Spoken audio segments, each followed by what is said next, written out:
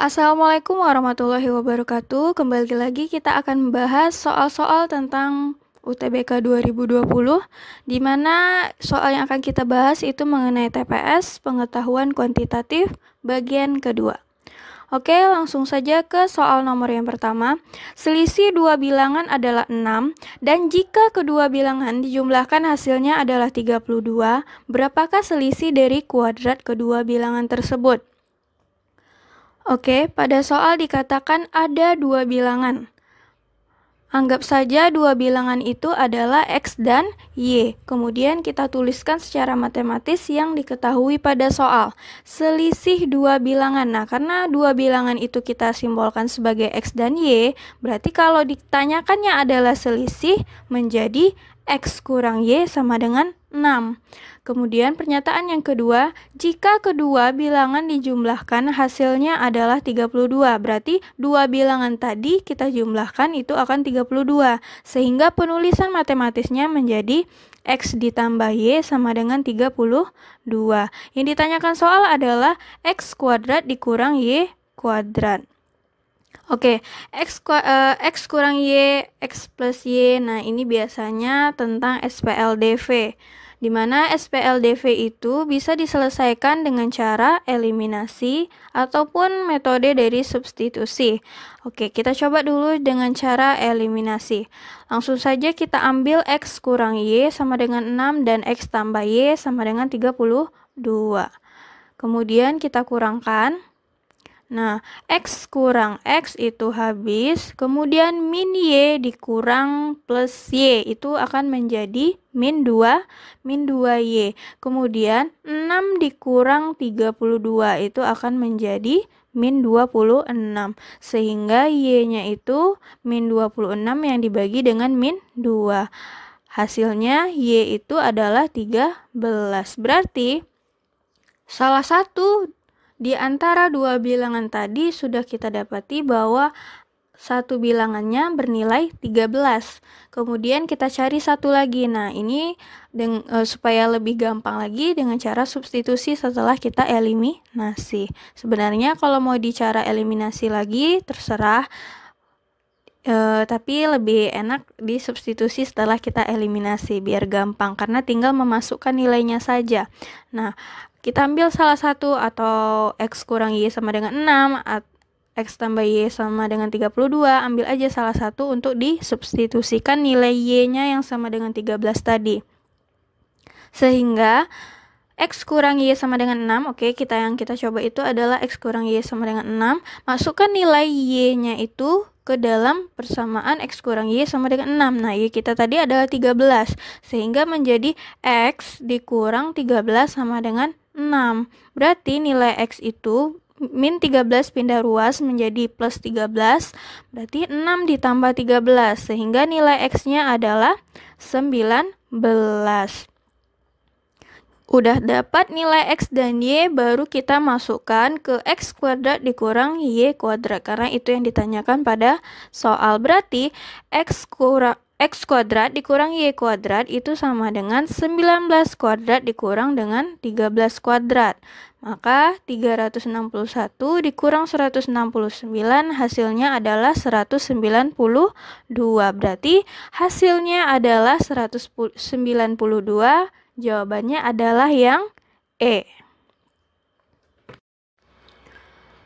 Soal nomor 2, jika diketahui 3 per X dikurang 1 per 2 sama dengan 0 dan Y per 5 dikurang 2 per 5 itu sama dengan 0, maka di antara objektif ini manakah pernyataannya yang benar? Oke, kita buat dulu yang diketahui pada soal. Di soal dinyatakan bahwa 3 per X dikurang setengah sama dengan 0, kemudian Y per 5 dikurang 2 per 5 sama dengan 0. Nah, berarti kita harus menentukan berapakah nilai X dan berapakah nilai Y sehingga kita bisa menentukan apakah dia sama dengan, besar ataupun kecil, X maupun Y-nya. Adapun cara mengetahui supaya kita mendapati nilai X itu yaitu dengan cara memindah ruaskan nilai selain yang ada variabelnya. Misalkan 3 per X dikurang setengah sama dengan 0. Nah, pindah ruaskan min setengahnya ke sebelah kanan sehingga menjadi 3 per X sama dengan setengah. Kemudian dikali silang. 3 dikali 2 itu adalah 6. Kemudian X dikali dengan 1 itu hasilnya adalah X. Sehingga dapat hasilnya X itu adalah 6. Kemudian Y per 5 dikurang 2 per 5 sama dengan 0. Sama kita pindah ruaskan juga min 2 per 5 nya ke sebelah kanan. Sehingga menjadi Y per 5 sama dengan 2 per 5. Kemudian dikali silang. Y dikali dengan 5 itu hasilnya 5Y, kemudian 5 dikali 2 itu hasilnya adalah 10, sehingga Y-nya itu adalah 2. Sudah dapat nilai X dan Y, tinggal kita menguji objektif manakah pernyataan di antara dari A hingga E mana yang benar. Oke, pernyataan jawaban option A itu dinyatakan bahwa X kuadrat sama dengan Y kuadrat. Oke, coba kita buktikan. X kita tadi adalah 6, berarti di sini menjadi 6 kuadrat. Kemudian Y-nya adalah 2, berarti 2 kuadrat. 6 kuadrat itu tidak sama dengan 2 kuadrat, karena 36 itu tidak sama dengan 4. Berarti pernyataan objektif A itu salah.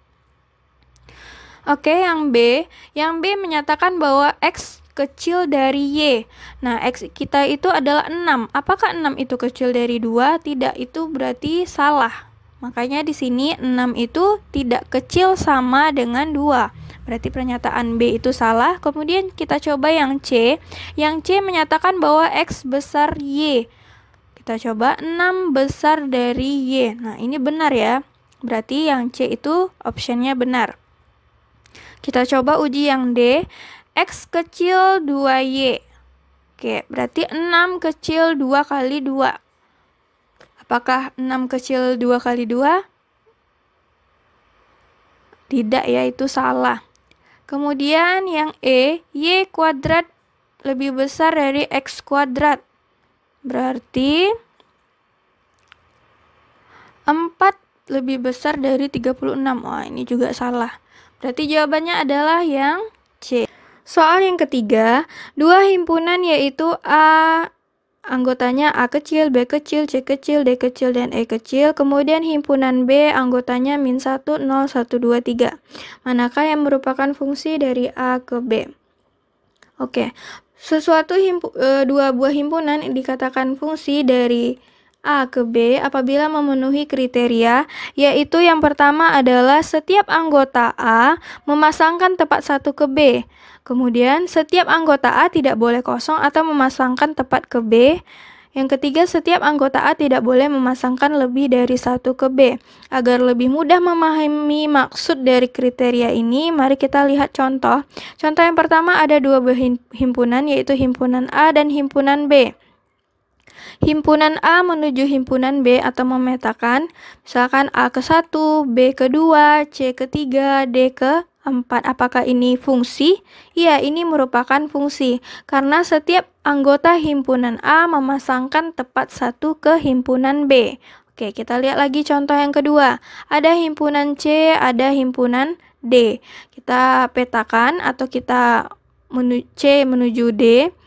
Misalkan A ke 3, B ke 2, C ke 1, kemudian D ke 4. Apakah ini fungsi?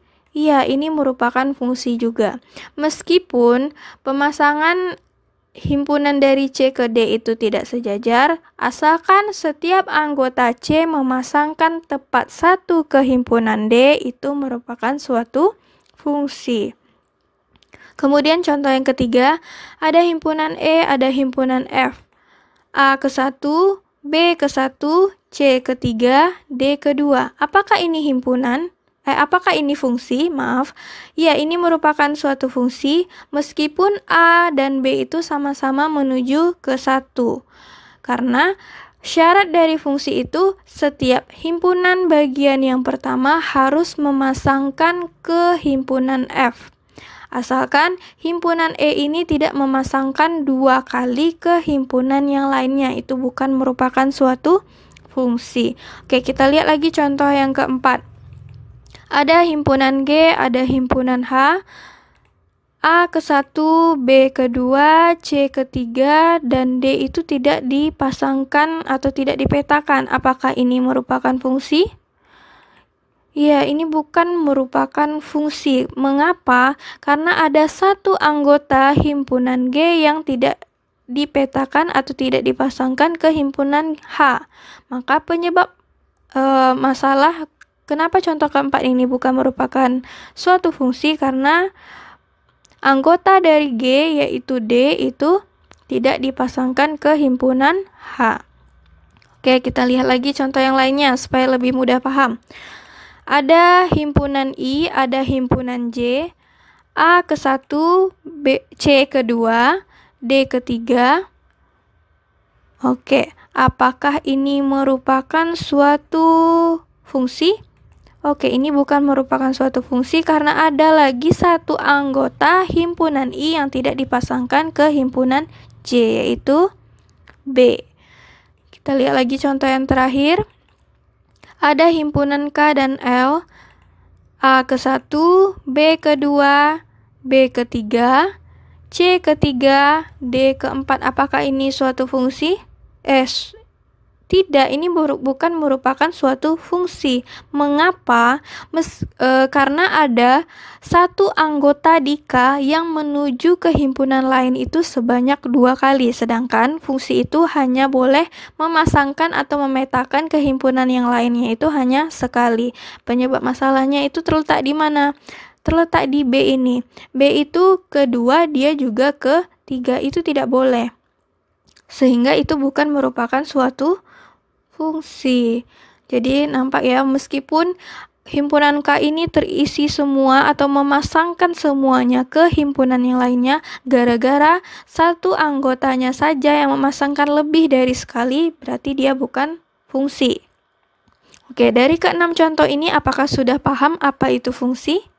Oke, kok di soal jawaban objektifnya itu tidak gambar? Mengapa harus berbentuk seperti suatu pernyataan? Oke, ini sebenarnya bisa kita ubah ke dalam bentuk suatu pernyataan. Misalkanlah contoh pertama yang kita ambil dari A menuju B. Nah, bagaimana cara mencatat pernyataannya? Nah, pernyataannya itu bisa ditulis seperti ini. Karena A ke 1 berarti dalam kurung A, 1. Kemudian dalam kurung lagi B ke 2 tadi kan. Berarti B, 2. Begitu juga sampai ke D menuju 4. D, 4. Oke, kita lihat atau kita cek jawaban objektif yang ada pada nomor 3. Nah, sebenarnya soal ini termasuk kategori gampang ya untuk dijawab. Mengapa? Karena kita hanya memperhatikan himpunan awalnya saja. Kalau himpunan awalnya saja itu tertera sebanyak lebih dari sekali, berarti jawabannya itu salah. Coba kita buktikan. Untuk option A itu ada A3, B2, C1, D1, D3. Apakah ini fungsi? Tidak, ini tidak fungsi. Mengapa? Karena ada 2 anggota himpunan A yang tertera di sini, sedangkan tadi syaratnya fungsi itu boleh memasangkan ke himpunan yang lainnya itu hanya sekali, sedangkan option A itu ada 2 yang sama. Oke, kita lihat lagi yang B. Apa B ini fungsi? Tidak, ini bukan merupakan fungsi karena ada 3 yang sama di sini. Oke, kita lihat lagi yang C. Ini juga bukan fungsi karena ada 2 yang sama. Kita lihat lagi yang E, bukan juga karena ada 3 yang sama. Berarti jawabannya adalah yang E. Soal yang keempat, perhatikan gambar di bawah ini perbandingan luas total dengan luas tidak diarsir. Coba dilihat pada soal nomor 4 ini terdapat 3 buah persegi, yang mana persegi paling besar dan persegi yang paling kecil itu merupakan daerah yang diarsir. Sedangkan persegi yang di tengah atau persegi yang kedua itu tidak diarsir. Oke, langsung saja kita lihat. Pada gambar ada D ke C atau persegi yang paling besar. Coba perhatikan ini. Terdapat tanda sama, nah sama ukurannya, ada 3 buah yang sama. Berarti dari D ke C ada 3 ukuran yang sama. Anggaplah dari D ke I itu 1, I ke G itu 1, G ke C itu juga 1, sehingga persegi yang paling besar itu ukurannya ada 3.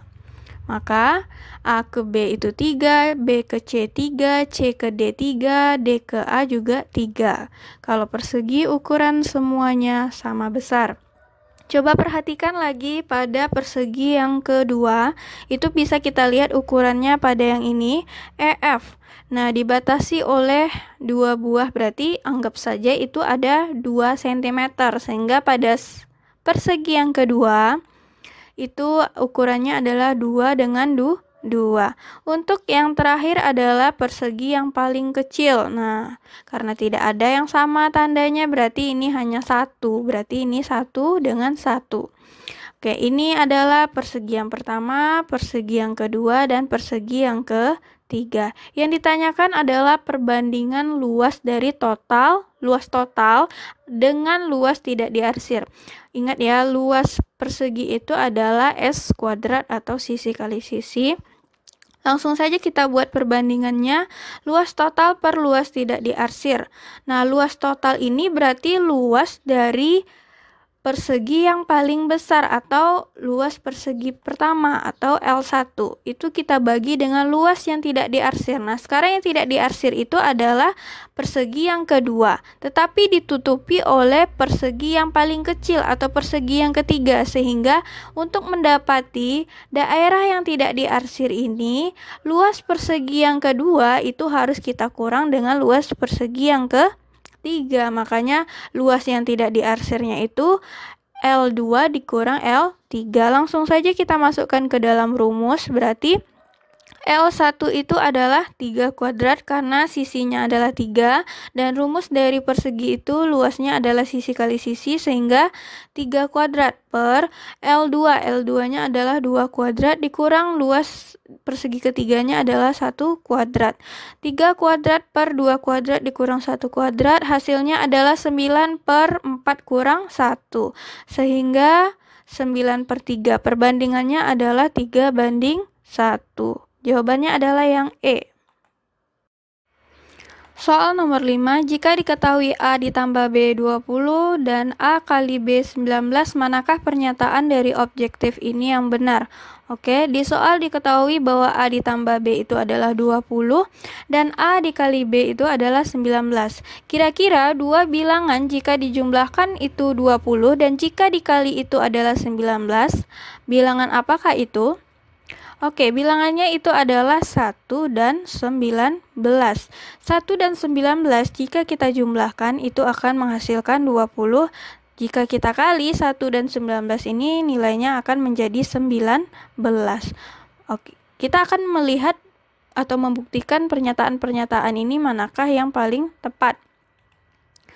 A ditambah B itu sama dengan 20. Nah, sekarang kita tidak tahu apakah A itu 1 atau A itu adalah 19, tetapi jika 1 ditambah 19 itu 20 atau kebalikannya 19 ditambah 1 itu 20.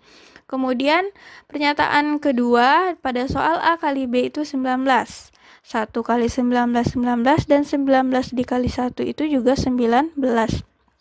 Berarti jawaban yang paling tepat di option ini apakah? Coba kita lihat. Option A menyatakan A besar dari B, kemudian yang B A sama dengan B, yang C A kecil sama dengan B, yang D A tambah 2B kecil 1, yang E hubungan A dan B tidak dapat ditentukan.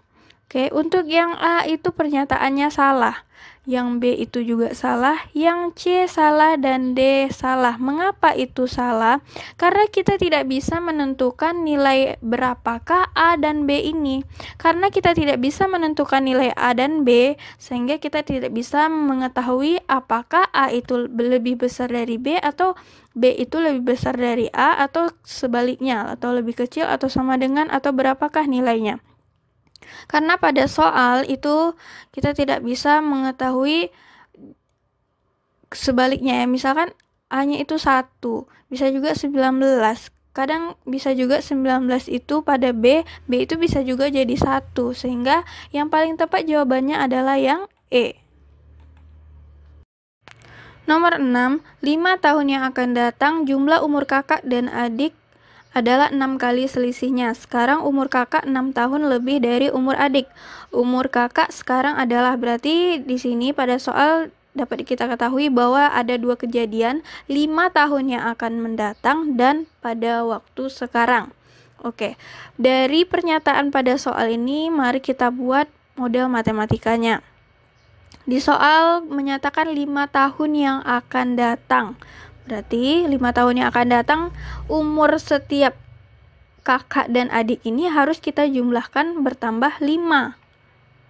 Sehingga untuk umur kakak sekarang itu akan ditambah dengan 5 tahun yang akan datang. Sehingga umur kakak itu sama dengan K ditambah 5. Kemudian untuk umur adik sama dengan umur adik yang sekarang ditambah 5 tahun yang akan mendatang. Sehingga UA itu sama dengan A ditambah 5. Oke, di soal menyatakan 5 tahun yang akan datang, jumlah umur kakak dan adik adalah 6 kali selisihnya. Sehingga itu bisa kita ubah menjadi UK umur kakak ditambah UA umur adik itu akan sama dengan 6 kali selisih dari umur keduanya. Berarti 6 dalam kurung umur kakak dikurang dengan umur adik.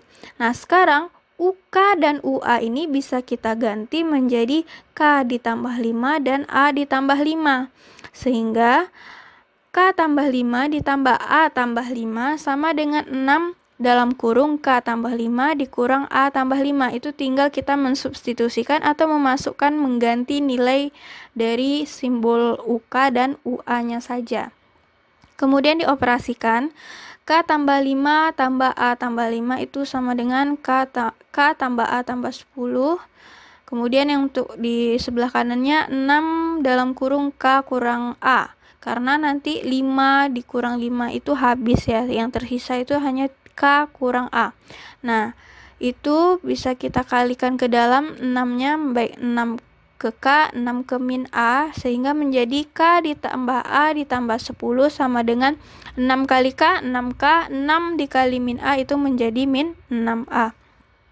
Masalahnya pada soal itu menanyakan kejadian sekarang.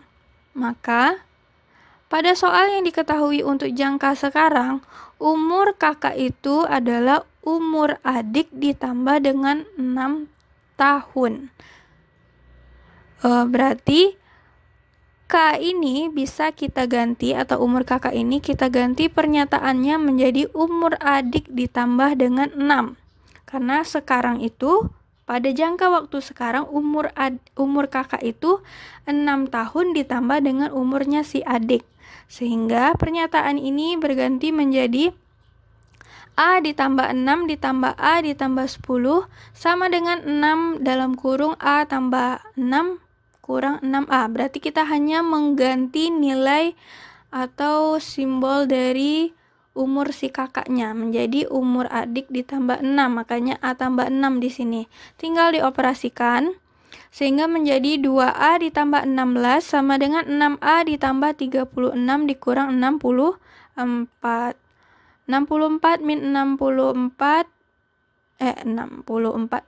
6A dengan min 6A itu habis. Kemudian 2A sama dengan 36 dikurang 16. 16-nya pindah ruas ke kanan sehingga menjadi min. Sehingga 2A itu 20. A itu adalah 10. Berarti sekarang umur adik itu adalah 10 tahun. Yang ditanyakan pada soal itu adalah umur kakak. Umur kakak pada soal dinyatakan bahwa umur adik ditambah dengan 6 tahun. Jadi umur kakak, umur adik ditambah 6 tahun. Berarti 10 ditambah 6. Jadi umur kakak sekarang adalah 16 tahun. Berarti jawabannya adalah yang B. Nomor 7, perhatikan gambar berikut. Nah, di sini terdapat dua buah segitiga ya, segitiga sama kaki, satu lagi segitiga sembarang, yaitu segitiga ABD dan segitiga ADC. Yang ditanyakan adalah berapakah nilai sudut dari X. Oke, kita lihat pada gambar di sini. Coba perhatikan segitiga ADC. Segitiga ADC ini adalah segitiga sama kaki, di mana sudut C-nya itu adalah 50. Karena sama kaki berarti sisi CD dan sisi AD itu sama. Begitu juga sudutnya, sehingga sudut A dan sudut C itu sama besar, yaitu 50. Sehingga pada A ini bisa kita tambahkan 50. Kemudian yang ditanyakan di situ adalah besar dari nilai X. Nah, coba perhatikan, kalau kita cari nilai X, kita buat saja segitiga besar ABC. Perhatikan segitiga yang paling besar, yaitu segitiga ABC. Ingat, jumlah sudut segitiga itu adalah 180. Berarti segitiga yang paling besar ABC itu total dari keseluruhan sudutnya harus bernilai 180. Sehingga sudut segitiga ABC itu totalnya 180. Nah, sudut ABC itu apa aja? Ada sudut A ditambah sudut B ditambah sudut C itu sama dengan 180.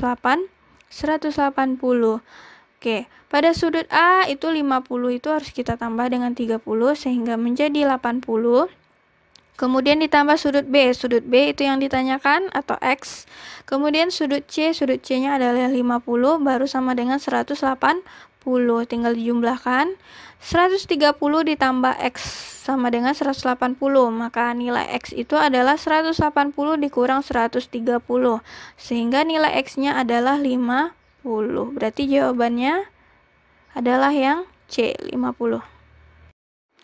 Soal nomor 8 yang merupakan fungsi Y sama dengan Fx adalah, ada cara cepat untuk menjawab soal ini, yaitu dengan memperhatikan. Yang pertama, jika di soal menyatakan Y sama dengan Fx, itu kita buat garis bantu yang itu garis sejajar sumbu Y. Kalau yang dinyatakan pada soal adalah Y sama dengan Fx. Kalau pada soal menyatakan X sama dengan Fy, itu kita buat garis bantu yaitu garis yang sejajar dengan sumbu X. Yang kemudian setelah kita buat garis itu, kita lihat pertemuan antara kurva dan garis itu jika terdapat satu titik, maka itulah yang merupakan jawabannya. Kita lihat satu persatu gambarnya, kita uji. Untuk yang objektif A, kita buat garis bantu yang sejajar dengan sumbu Y, karena pada soal menyatakan Y sama dengan Fx, berarti yang kita buat garis bantu di mana garis yang sejajar sumbu Y. Garis bantu ini atau garis yang sejajar sumbu Y ini kita lihat membentuk suatu titik pertemuan antara kurva dan garis itu. Yang pertama ini, yang kedua ini. Berarti terdapat dua titik yang dihasilkan antara garis dan kurva. Sedangkan yang merupakan jawaban Y sama dengan Fx itu adalah menghasilkan satu titik saja. Berarti yang A ini salah. Kita lihat lagi yang B, kita kasih garis bantu yang sejajar dengan sumbu Y, kemudian kita tentukan titik-titiknya. Ada 1, 2, 3, 4. Ini lebih banyak lagi, dan tentu ini salah. Karena yang kita cari itu hanya menghasilkan satu titik saja. Kita coba yang C, kita buat lagi garis yang sejajar sumbu Y, kita tentukan titiknya. 1, 2, 3, 4. Sama, ini juga salah ya, karena ada 4 titik, sedangkan yang kita cari 1 titik. Coba yang D, garis bantu sejajar sumbu Y, ternyata ini hanya menghasilkan 1 titik saja, berarti yang D ini benar. Kita coba lagi yang E. Yang E ini kita buat garis yang sejajar dengan sumbu Y, kemudian kita tentukan titiknya. Ternyata ada 2 juga titiknya, berarti ini salah ya. Ini E dengan A ini sama, cuman arahnya saja yang berbeda, tapi dia salah. Karena yang kita cari itu hanya menghasilkan 1 titik saja. Jadi jawabannya adalah yang D.